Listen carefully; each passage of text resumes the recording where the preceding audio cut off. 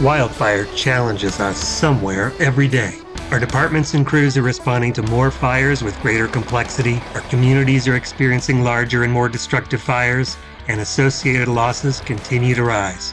In this podcast, we'll explore all of this with the people who are experiencing wildfires firsthand. We'll talk about leadership and technology on the front lines, hear stories about that which responders are experiencing on the ground.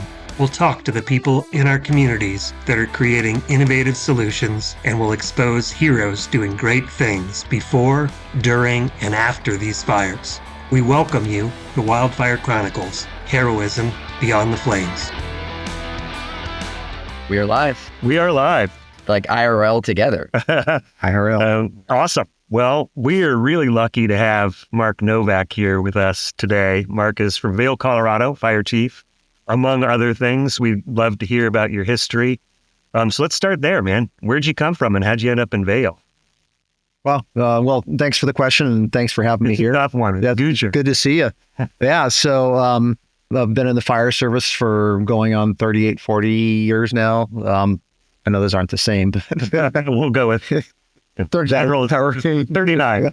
Go with the average. Yeah, first as kind of a reserve and then full-time for 38 years, which isn't really relevant unless it's relevant to this discussion. But I think what's important about that is that I've seen this evolution of wildfire throughout my career. Started in Southern California in the 80s, and back then, an incredibly large wildfire was 5,000 acres in Southern California, right? The place we're seeing mega fires now. So I've seen that evolution, seen how it's impacted communities from Southern California. I went to the Lake Tahoe region, spent about 24 years there.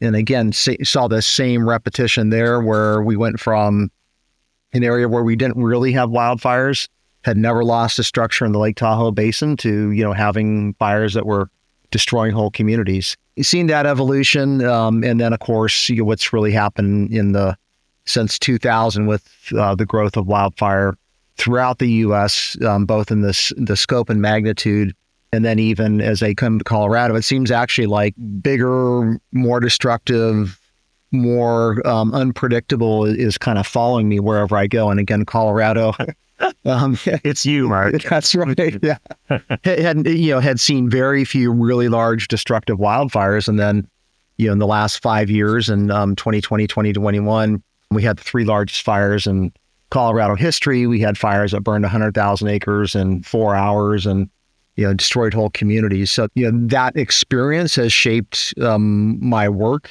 in my job, and really given me a strong drive to want to, identify solutions, help implement those. And probably the most impactful of all those, it wasn't even a large fire, but when I was in the Lake Tahoe Basin. Hey, this is what it's like to be a fire chief. For those who don't know, calls come in at all times. That's right. Had a destructive wildfire in my community, kind of worst case scenario.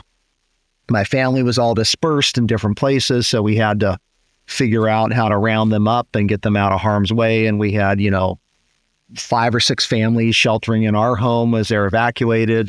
That fire, I saw firefighters, teachers, police officers all lose their homes. And that was really the moment where just felt like something's different here and we need to do something about this. So that's really that was a pretty formative event for me. I mean, that is a perfect segue. Let me sort of frame this question. We'll come back to the things you're doing outside of your department, because I think there's a lot in that space too.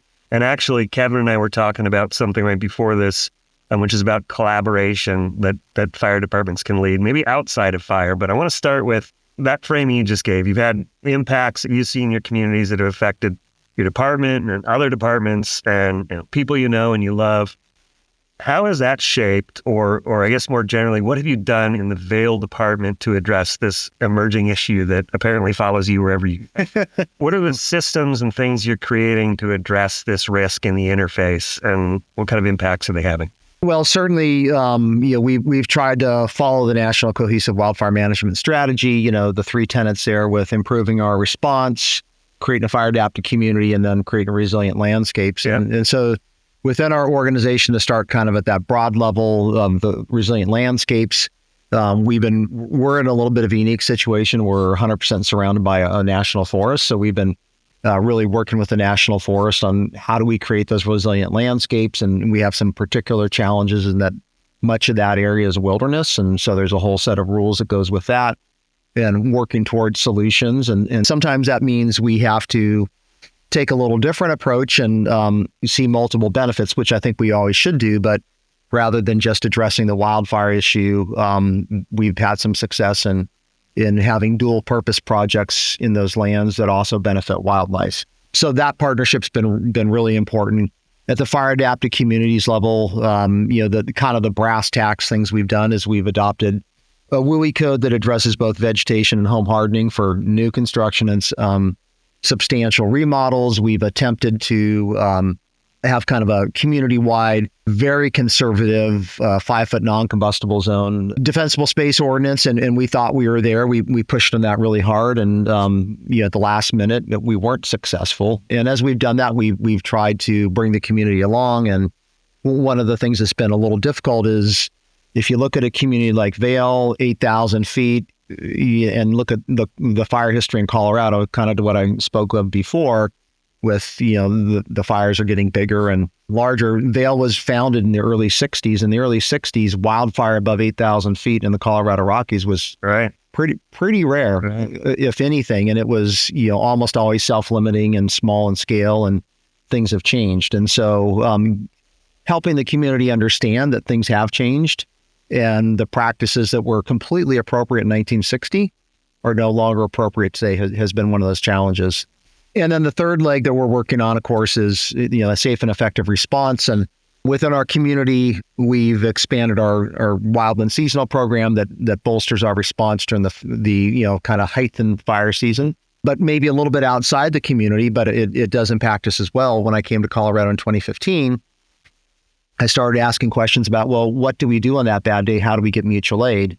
And there was no answer. We did not have a state mutual aid plan. And so I've worked for the last 9 years I've been there to address that problem, along with lots of other folks through the state chiefs.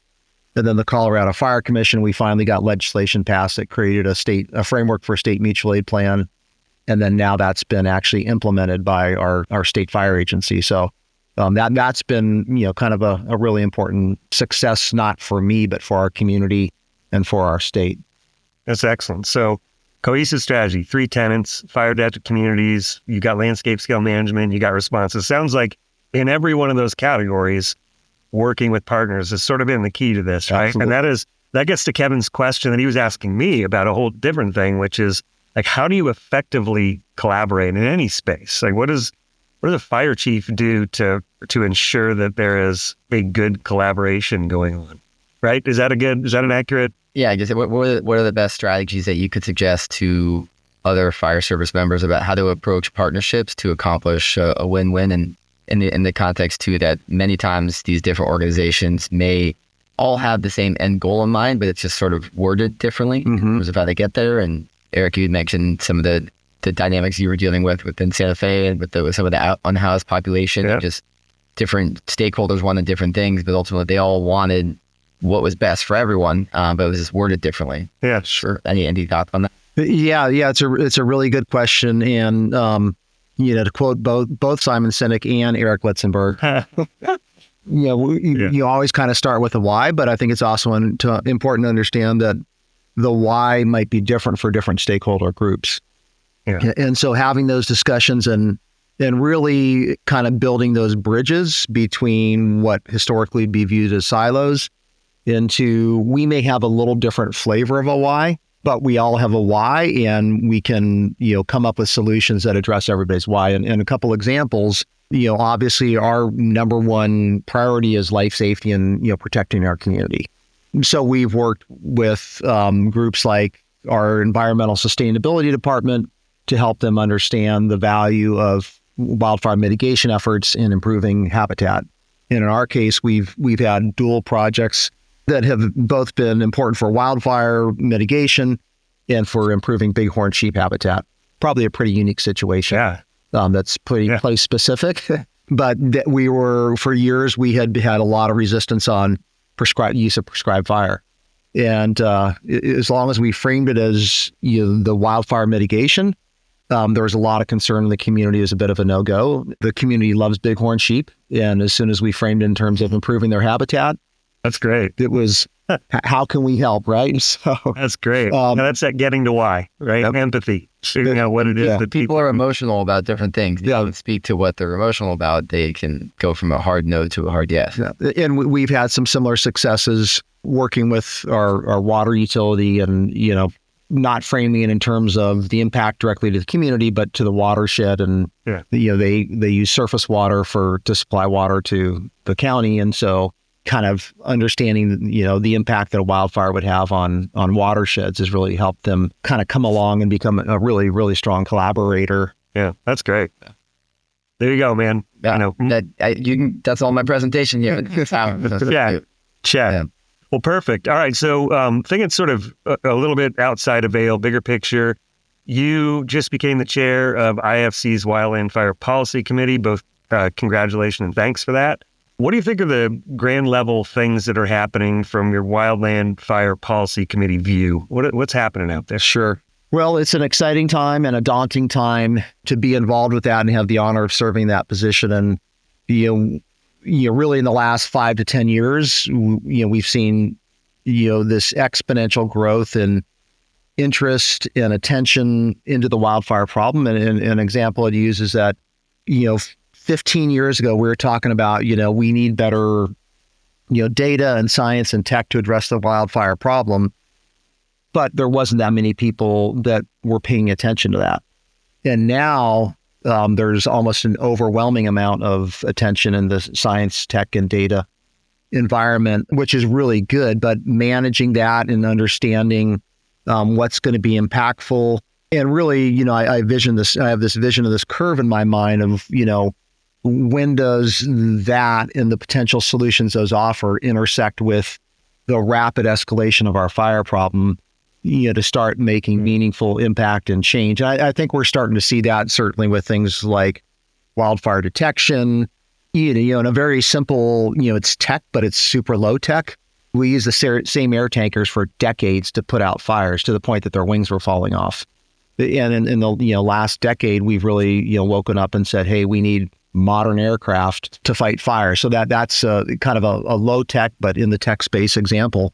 And then the same thing, some parallels with, for instance, best practices for the home ignition zone or defensible space. I mean, those historically for decades were made up really by best guesses, anecdotal experiences, people on the ground saying, yeah, I think we probably need this much space.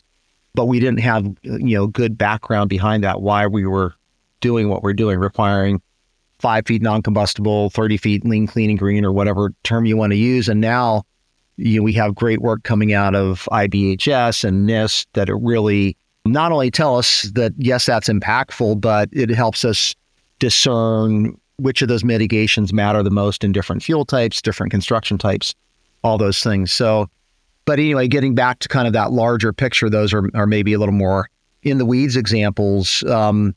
We also have this great opportunity happening with the recommendations of Wildfire Mitigation and Management Commission and trying to work those through Congress to make some meaningful change in the wildfire space. We have a lot more focus on the need, and unfortunately it's been brought about partly because of a little bit of a workforce crisis that maybe the punctuation that started that was maybe COVID, but we're having this workforce crisis, and we see it at the local government level a little bit, but certainly with the federal land management agencies. And so that's created a shift in our workforce. And I think it's helped us ask some questions about, are there better ways to fight fire? Does tech fit in there somewhere? And if we don't have the federal workforce that we've traditionally had, how do we activate local government? And, there's 29,000 fire departments in the U.S., about 1.1, 1.2 million firefighters.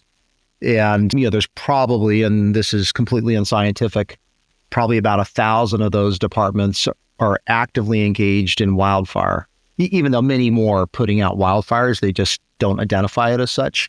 And so how do we activate the nation's fire service to really address that fire problem is a really important issue.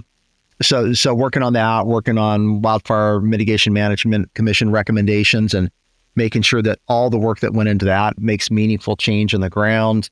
firefighter safety and behavioral health are big issues. There's really just myriad issues that are in this space right now. And so back to the question about where does the Wildfire Policy Committee fit in?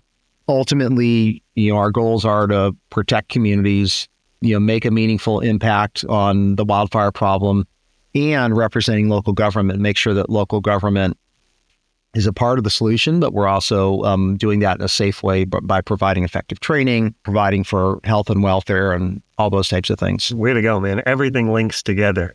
That's sort of the key to all this, right? Yeah. Everything links together. Mm-hmm. Okay, so you said this multiple times. You talk about meaningful change. Mm-hmm. What to you is meaningful change? What do you think is going to happen in the future that's going to be meaningful? Well, I think there's a lot of different metrics for that, and maybe that's one of the challenges is that we probably haven't put a bunch of really smart people in a room and said, what is meaningful change? Is it measured in terms of insurability of homes? Is it measured in terms of loss of homes? Certainly loss of life would be really important. I don't think it's necessarily a metric of acres burned, because as we know, fire is part of the natural ecosystem in most of our areas where we're having fires, not all, but almost all of them. So, can we manage fire in such a way that it has lower impacts on communities, on people, and on ecosystems? So what that would look like would be we're managing the intensity, so we're not having these fires that burn uncontrollably and in very, very high temperature, very destructive conditions for days on end. So we end up with fire probably still occurring at a large scale, but it's having a mixture of high intensity impacts and beneficial impacts across the landscape. Really the bugaboo when I think about that is, regardless if we get to that achievement, there's still a smoke issue. Maybe it's out there, but I'm not aware that we're going to invent a giant vacuum cleaner that's going to suck all the smoke out. Smoke ducker. And we're learning a lot right now about the harmful impacts on the kind of public health of smoke. Yeah. And so that's one that really I think we need to put a lot of thought into. And it's not just the impacts on people adjacent to the fires, but we're finding out that it's even many thousands of miles away. And we're finding out that, hundreds and hundreds of lives are being lost every year really due to morbidity and mortality related to, breathing in small particles. So those are some things that come to mind when I think about success. But I think we do need to think about eliminating fire is not necessarily the solution. It's, is it risk adaptation or is it risk mitigation? And that's great. Those are the things we need to kind of think through. And man, you must be spitting out gold because Kevin's been writing like a madman over here. He's learning. Do you have? I'm just doodling. Really good. I got a last question I'm interested in asking. Is anything come up that one thing that you talked about that I think would be really relevant to the listeners is the workforce piece. And you mentioned the workforce crisis, and just to dive into that a bit more of, you mentioned activate the nation's fire service, but on like a very granular level, how have you approached, or how have other people in the state of Colorado approached recruiting firefighters, whether it's, and working in the cities, or particularly, seasonal firefighters? Mm-hmm. Is there a lack right now, and how have you overcome to make sure that there's a sufficient workforce to do the job right now? That's something that is a work in progress, and I wouldn't say we've achieved the degree of success that we'd like to so far, but there's a lot of pieces that go into that. Certainly there's been a shift in our communities, and there's less people applying for the jobs, and we probably need some really smart people to do some research into why that is. I mean, we have some ideas, but we don't know. Is it that the way people are brought up today, that working outdoors is less appealing? Is it a generational shift? I'm not sure we know that, but what we need to do, without being disingenuous, we need to make the work more appealing. And historically, you would have ratios of hundreds or sometimes even thousands of applicants per position. And now we're seeing ratios per position, depending on the community and depending whether it's municipal or land management, those ratios are down into the single digits, maybe double digits. So certainly increasing the applicant pool is kind of the start, but we also need to make sure that we're not just increasing a number, that we're increasing that candidate pool of good candidates, people who, have most importantly, the right motivations, the alignment of values, that public service motivation that we would really want, that have alignment with culture. So that would be the first thing. Just getting more numbers isn't valuable. So we need to work on that. That's really important. There's other issues such as compensation and housing. Firefighters in general are well compensated outside of the land management agencies.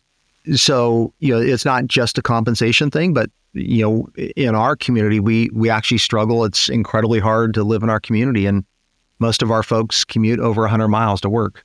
And so that starts having impact on lifestyle.